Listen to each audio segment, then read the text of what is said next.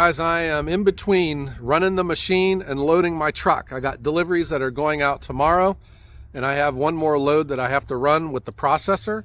But while I'm taking this short break, I thought I could share with you some questions that I get, and I've written them down, and I'm just going to start reading these off. And I think we get a lot of people on this channel that are new to it, and they just don't grasp my style of business and my thought process on what we do to run a profitable, and that's the key word, a profitable small business. Some of these questions are just fun too. I just thought I would just start reading them off to you here, and I'll give you some answers. So the first question is, Joe, can I stop by and visit you at the woodyard? And the answer is yes, but bring your gloves. We got rules. If you show up, I'm putting you to work.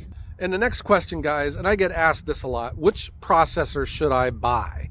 So this is a tough question for me to answer. Now, it shouldn't be, because I think, especially if you're just getting into firewood and if you're going to take the route of a processor, which means you have a source of long, skinny poles like this, I think it's the Japa 365, man. It is a great machine.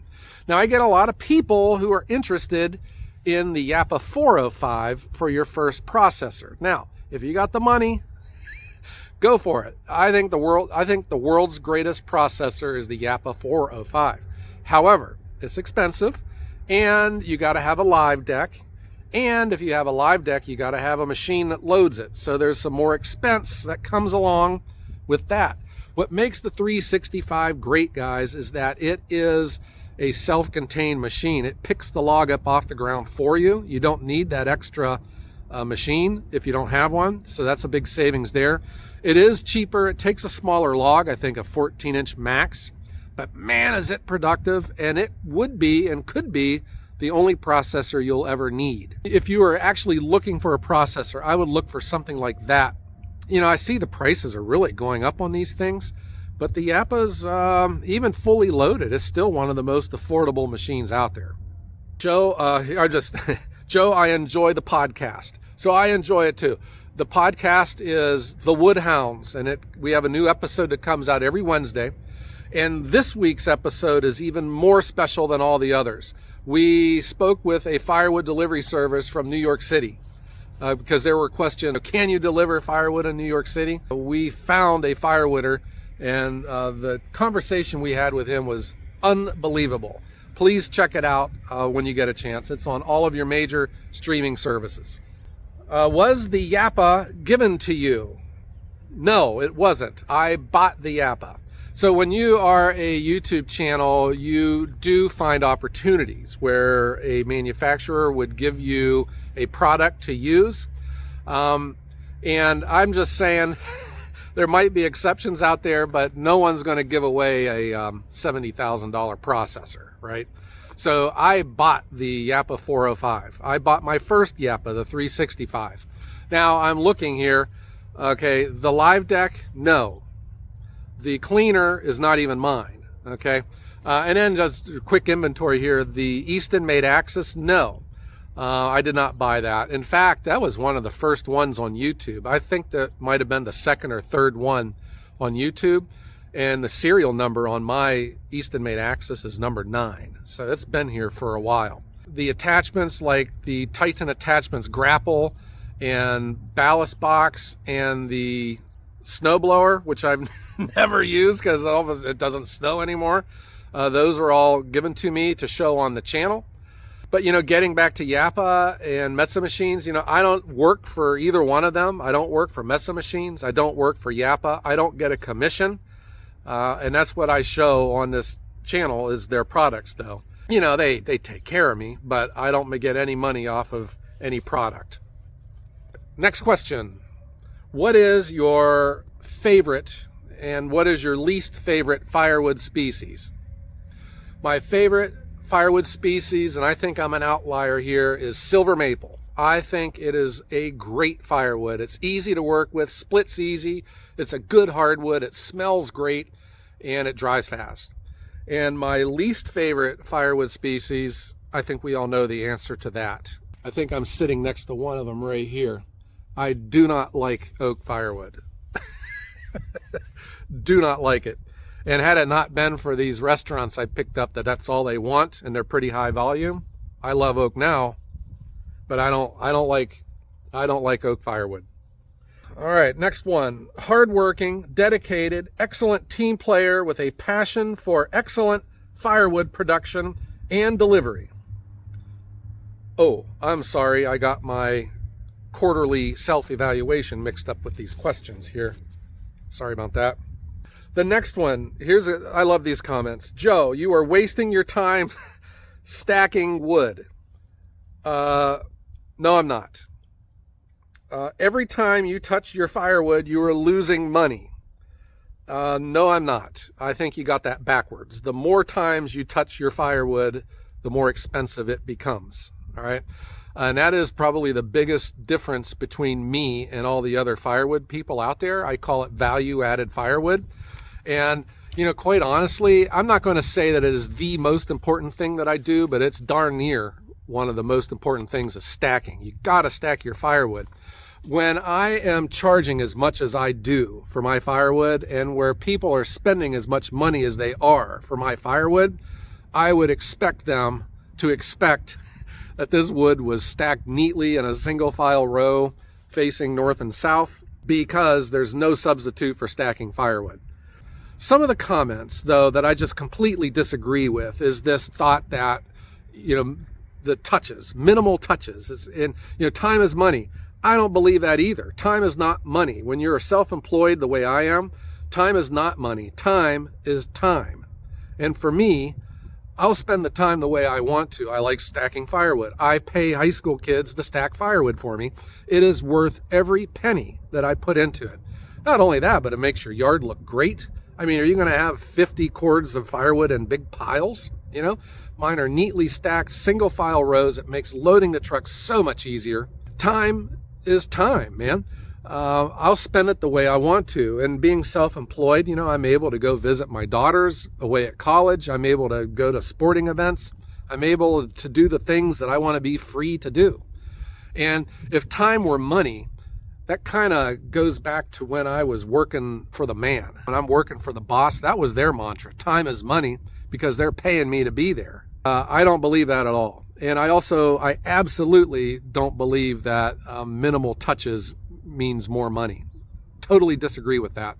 The more you process your firewood, the smaller you split your firewood, the more expensive, the more valuable it becomes. No question. But my point, though, is make money the way you want to make money. And that's what's great about this country. You can do what you want and let the market figure it out. And I would have to say that, being a sole proprietor where it's just me, I have to spend as much time as I can to get every penny, every last dime out of my firewood. And I have found that through multiple touches, through further processing, gets me there. And I think that's also one of the traps that firewooders get into. You think you got to make more firewood to make more money. And I just see that as self-defeating. I don't want to make more firewood. I want to make less firewood. I want to make less firewood and make more money. So I'm going to do that by spending more time with the firewood that I make. You keep making firewood, the supply keeps going up. The law of supply and demand means the price is going to go down. And that, to me, is self-defeating. That's not how I make money. Okay, will you ever have local pickup? So, I think the short answer is no. But I'm not saying never. There might come a time where I do get a lot of bulk wood that I just don't feel like splitting down into value-added firewood, and I'll just leave it as bulk, and maybe I would have a self-load program here where people can come pick up their own firewood. But that's one of the things that I just avoid, because I am not in business to sell this firewood cheap. And what I had learned is when you sell firewood through delivery, it's worth twice, even more than what it is for local pickup. So, why would I want to spend all this time making firewood to sell it cheap? Okay, next question. I love this one. Do you offer discounts? No. Okay, so if you want to help out a person who's struggling, the elderly, a veteran, okay, I'm all for it. Go ahead and give a discount. But a discount? No. Why would I want to discount my firewood? I sell every stick of firewood that I can get my hands on. All right. There's no incentive for me to sell it cheaper. If anything, I will raise my price because being told no or losing a sale because your price is too high is not a bad thing, guys. It's a good thing because that means you're keeping your wood to where you can sell it to someone who will give your price. Okay, Joe, what is the best advice you can give me to start my firewood business? So you've heard me say this a number of times. The best advice I can give you is to get started. Quit this planning. Okay, make your plan, figure out what you want to do, and go. Quit asking for people's advice. Quit asking your neighbors and friends and stuff. Just get it going. You already know what you have to do. What I had learned was that first step is the most important, and it is the most difficult. And once you take that first step, everything else becomes easier. All right. But if I could give you some other advice, here's what I would tell you to do. I would go and look and search your area and look around for everyone who is selling firewood, study what they're doing, understand what they're doing, and then do the exact opposite, especially in firewood. What's the refrain in firewood? You can't make money selling firewood. So that is what I was faced with too. And I saw everyone pretty much sells firewood the same way. Minimal touches, volume, volume, volume. And I couldn't do that. It's just me. So I was trying to figure out a way that I could find to sell firewood at a high margin.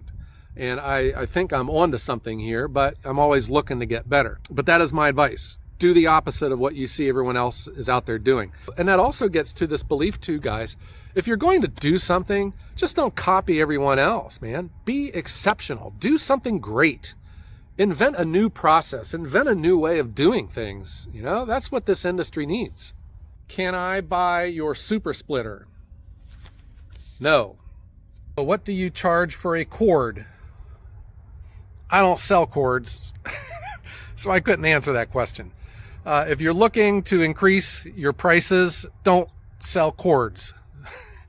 Sell the smallest quantity that you can. That's all I can tell you on that. I get a lot of questions about prices. What should I charge? What should I charge? I can't answer that, guys. Charge what it's worth to you, and what do you think the customer will pay? And when I first started, I didn't have a reputation. My prices were low. But then as I established myself and I got a good reputation, I could start charging a heck of a lot more. And I think the same thing goes for everyone. So, I can't help you on what you can charge. Just figure it out. And I think it would help to find out, if you're taking the account from someone else, it helps to know what the customer was paying before. But whatever it was, I think you raise that price again. Because especially with restaurants, the price is not the problem for the restaurants. It is the service. They want to make sure that you are there when the chips are down, when they forget to call you on a Sunday night, that you're going to show up. That your service is the important thing. It's not the wood, although certainly the wood's important. So that's just a quick list of questions. I thought I would just share them with you. So I do have a couple announcements that I want to make. The first one is, if you haven't heard, there is a total eclipse that's coming our way. And it's going to happen on April 8th and right here in Northeast Ohio, right around 3 p.m. And if you look at your list of prime spots to experience it, it's right here in Northeast Ohio. They mentioned Cleveland and Erie, Pennsylvania. And guess who's right in between the two of them? It's me. And I was thinking, I want to do maybe a live stream or something special, because it's a once in a lifetime opportunity. And it's not scheduled to happen again until the year 2444. And unfortunately, I've requested that day off, so I won't be able to film that one. What do you think? I was wanting to do a live stream, and I would just live stream it because I think that'd be really cool. But I also heard too that a lot of the country and a lot of the world is going to be coming to this area to experience it, and we're supposed to be experiencing an overload to our network, with the cell phones and stuff, and I may not even be able to get a cell signal because of all the people that have come to this area. But I want to try and figure out to do something. If I can't get a live stream going, I'll definitely film it, and we'll make that a video for everyone to experience. And then that leads me to the last thing, guys. People have been asking, Joe, are you going to have an open house? Joe, can you have another open house? That was a lot of fun. So the answer is officially yes. We are going to have an open house, and it is going to be on May 18th. That is a Saturday, and it's going to be all day long. And this year's edition may be a little different, guys. It might be more of a trade show, and I'm kind of excited because I have been talking with a number of manufacturers, and there's a lot of interest. And I would think that this area that we have right here is just prime time for a Firewood experience like this. So the date is firm, May 18th. And I will be giving you updates as we get closer to it. We got a lot of time right now. Expect something big. I'm very excited about it. Okay, guys, that's all I got for today. I just wanted to get those announcements out there and then just share some of these questions. And if you got some comments on on the way I do the business here, leave them down below. I'd love to hear it. All right, but just FYI, stacking is not going to go away. It is just way too important for us. All right, I hope you enjoyed this, and I hope everyone has a great day.